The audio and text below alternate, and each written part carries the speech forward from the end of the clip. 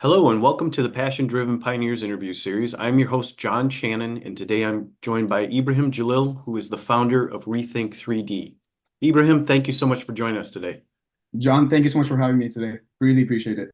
Yeah, would you like to get us started just with a brief background as to who you are, what you do in the business that you're in? Sure. As you know, my name is Ibrahim. So I am a 27-year-old entrepreneur. You could say I'm a young entrepreneur still. I grew up in Pakistan. I moved to the US when I was 8 years old. So I have a very diverse background, when you could say, in terms of, back home being in Pakistan and having the roots here in the US. I did my high school, middle school, everything here. Just a few years back, actually, I moved to the US, to the UAE, and I saw quite of good opportunities there. I had some good connections there as well. And I really decided to make the move forward and take the risk of going out there and chasing what was my dream. And that was being an entrepreneur, thinking for myself, wanting to do something different, making an impact. Coming from a background like Pakistan, it gave me a lot of vision. It gave me a lot of power. Just because, I was handed a lucky opportunity that I got to come to the place that we call home now. And given the opportunity to actually think for myself. A lot of the people that I know back home don't have that opportunity. So I want to be that person that kind of goes out there and kind of changes that mindset. So yeah, I mean, I'm just a young guy. I'm no different than anybody else that's watching this. But I'm just someone that likes to believe in myself, and I like to take that risk. So tell us a little bit about Rethink 3D, because I understand you're in the construction industry, Yeah. right? Yeah. So the Rethink 3D is a 3D concrete construction company. We're actually based out of Dubai at the moment. So basically, what we're able to do is we're able to construct homes in a matter of 48 hours with a single machine. It takes little to no labor. It's very good for the environment. By every home we make, we're able to make 30 to 40% carbon emissions less with the environment. Also, we're able to provide affordable housing because this construction method, it really is the cheaper way, and it's the method for the future. And why I decided to do this in the UAE was the UAE is a very, it's a, you could say, a melting pot for different businesses, different ideas, and creative ideas. Here in the US, 3D construction started. A company named Icon actually started, and maybe you guys have heard of it. Anybody that's watching this, but they really just finished the first 3D printed community in Texas. And it was a very big project. They partnered with DR Horton, one of the biggest home builders in the US. So when I saw that happening, I saw the biggest home builder in the US taking a bet on 3D construction. I thought that obviously something is right there. And I have really good friends in the UAE who are in very good positions as well. My CEO and my co-founder, His Royal Highness Sheikh Mohammed bin Qasmi, he's actually the CEO of the company, and he's actually a member of the royal family. So with him being on board and his expertise being on board, we've been able to really target the market properly. By the end of this year, we're planning on making the first 3D constructed mosque in the country, which is going to be providing people with education on what 3D construction is. Because if we just made a house, not a lot of people would be able to go in there and kind of see it out. Our main goal was to really educate people on what 3D construction was. That is durable. You can actually go live in it. I mean, it's the same thing as the normal house that you're living in, if not better. And a way to do that in the region that we're in, we pray 5 times a day. We're Muslims. So 5 times a day, you'll have people going in and out, and they'll be able to see what the construction looks like. They'll be able to see how the architecture is. So that's why we chose our first pilot project to be a mosque, because it fit the region, and it also, from where we wanted to come from and from the educational standpoint, it made sense. So 3D construction, honestly, it's a method of construction that's here for the future. A lot of different countries are already adapting it. The UAE, for example, has said by 2030 they want to have 25% of their buildings be 3D constructed. But there was no one really there gapping that bridge. So being the natural visionary that I am, I'm good at making people come together. I'm good at, building out teams. So that's exactly what I did. And, the main thing was it was a big risk. No one believed at the beginning, till this day, I feel like no one's going to believe until the mosque is ready. But it's okay because, we know that we're working. We know what we've done as a company, and I'm really proud of it. Our goal down the line is to provide affordable housing in countries like Pakistan and in low-cost countries where housing is a very big issue. Just in Pakistan, for example, we have 12 million homes that need to be built, and we're a shortage of that homes, and people cannot even afford those homes at the moment over there. So our goal is to really, at the moment, focus on building out this company in the UAE and then taking it off and then doing smaller projects like projects in Pakistan, here in the US, maybe, all over Europe. So yeah, we're really excited about what we're doing. How, just out of curiosity, you mentioned would take 48 hours to build a home. Mhm. How long do you expect the mosque to take to build? So the mosque, we're using a little bit of different construction methods. It's not going to be fully constructed with 3D construction. We're also using prefab construction in it as well. So we're going to be having some elements of the mosque be constructed off-site and then be installed on-site. But our expectation, I mean, with everything, with the finishes and everything, I think it should not take more than a month or 2 months. Right now we're really in the phase of getting the permits and getting all the approvals for the mosque, and we're very close to that. The government of Sharjah has been very, very supportive of our venture.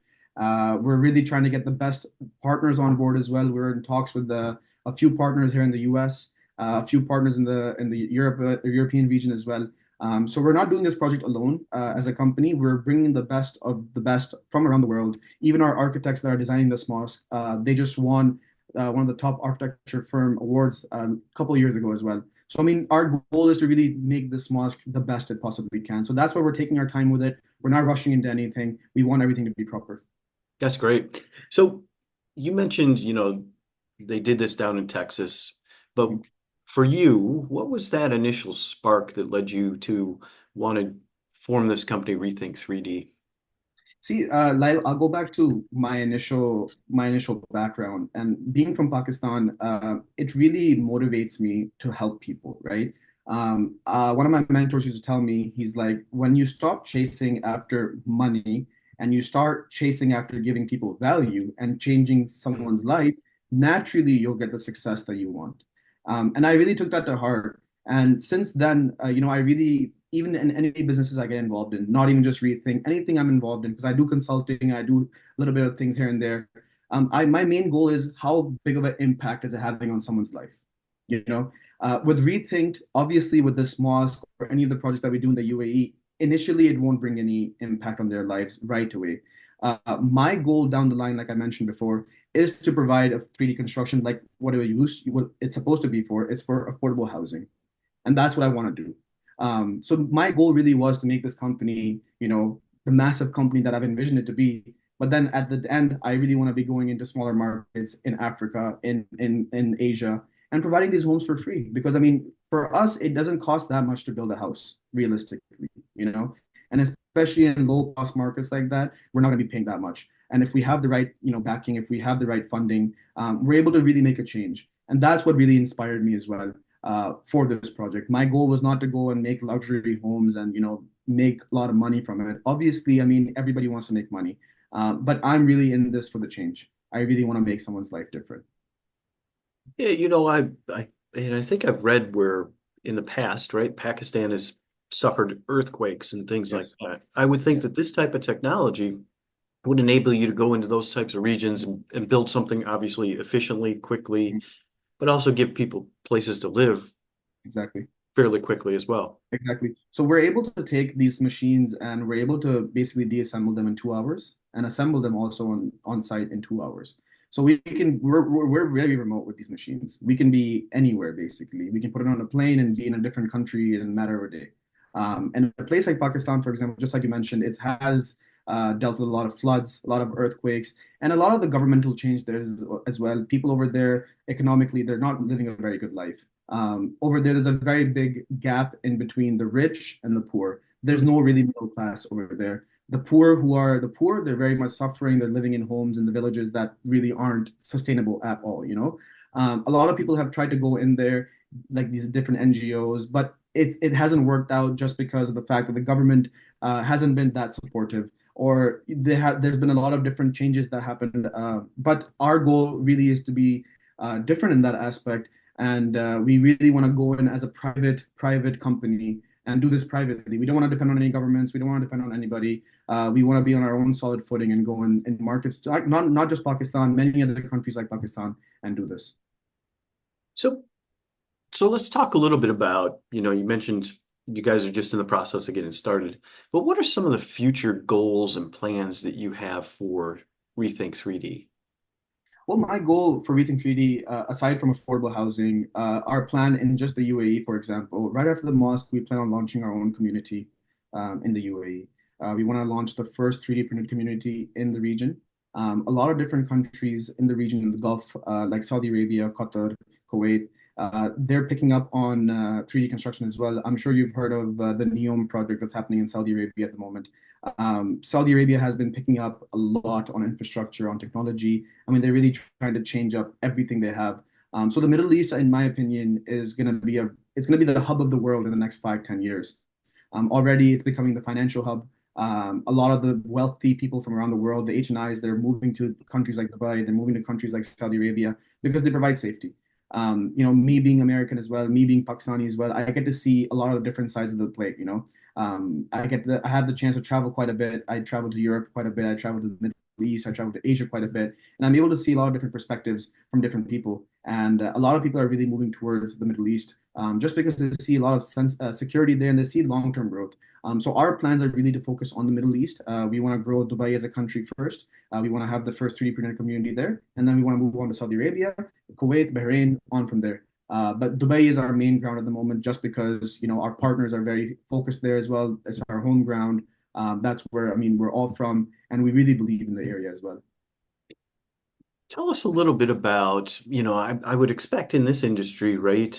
Innovation is probably coming all the time, right? What are you guys doing to try to stay on top of innovation in the 3D construction industry?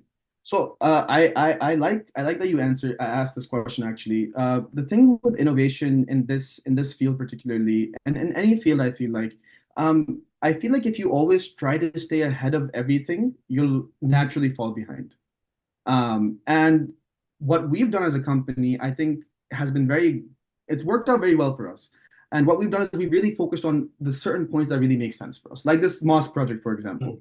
We've really focused on this mosque project for the last 6, 7 months. We haven't given anything else thought. Yes, we've given technology thought. We've given everything. We've talked to different partners. We've done all that stuff, but we've really focused on one thing. If we started focusing on building out a community at the same time, or started developing our own technology, there's 1,000 different things you can do. And I learned this at a very young age. If you get involved in a lot of different things, none of them are going to work. Just because naturally as humans, our brains need to focus, and we need to be focusing on one thing. And as entrepreneurs, naturally we're all very excited. We want to do things, and we get excited. We hear about an opportunity, and we're like, oh, dude, I can do this and this. Oh man, I can grow to this. But realistically, you can't. Realistically, it's not going to happen just because your focus can't be everywhere. So when it comes back to innovation, yes, obviously we're looking to innovate, and we have plans down the line. But right now, I just don't want to. I don't want to lose focus on what we have on our plate, and really just double down on this one project and make it the best it possibly can, because that's what it deserves. I appreciate you sharing that because, as you said, that ability to focus is really the key. Yeah, And you need to establish this as a viable technology of course. for construction. And you've got a great project that, as you said, is going to bring people there 5 times a day, which is kind of Yeah, cool. yeah. So, knowing that this show, right, is really targeted towards people who are going to be in their first few years of business, do you have any final thoughts or words of advice you'd like to share with our audience today? See, I'll leave you guys with a couple of things, and I am not anybody that you guys have to listen to. I'm just a young guy that is trying to do something big for myself and for my family. One thing I'll always say is always believe in yourself. Believing in yourself is one of the biggest things. Till this day, I'll be very honest with you. My family members still don't believe in me, and that's fine, because that is okay with me. Because the day you stop looking for justifications and clarifications and approvals from everybody else, that's the day that you'll be really confident in your own skin. And I am a work in progress, to be very honest with you. Till this day, I am learning and I am improving every single day. Second thing I want to leave with is always be open to adapting.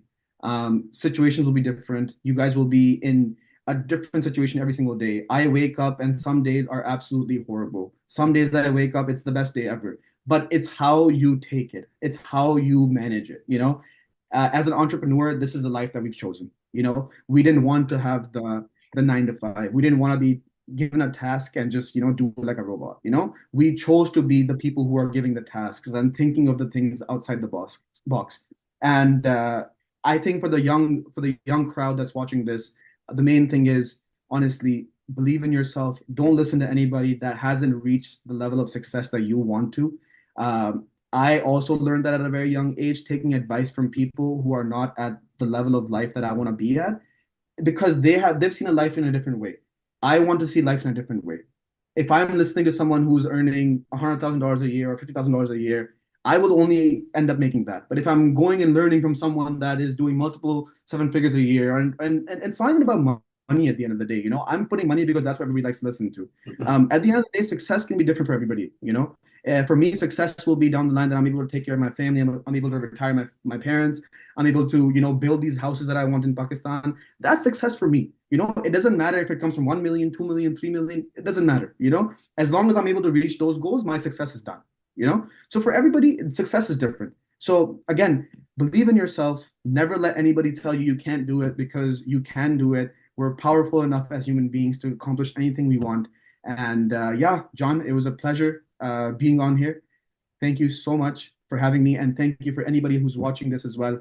I hope anything I said touched you a little bit, and hopefully you took something from it. Hey, well, listen, thank you so much for your time today, Ibrahim. It was Thank really cool hearing about your journey so far that you're on and hearing about what the next series of steps are for you and your business. So thank you I so much, really, John. I really appreciate you sharing that with us today.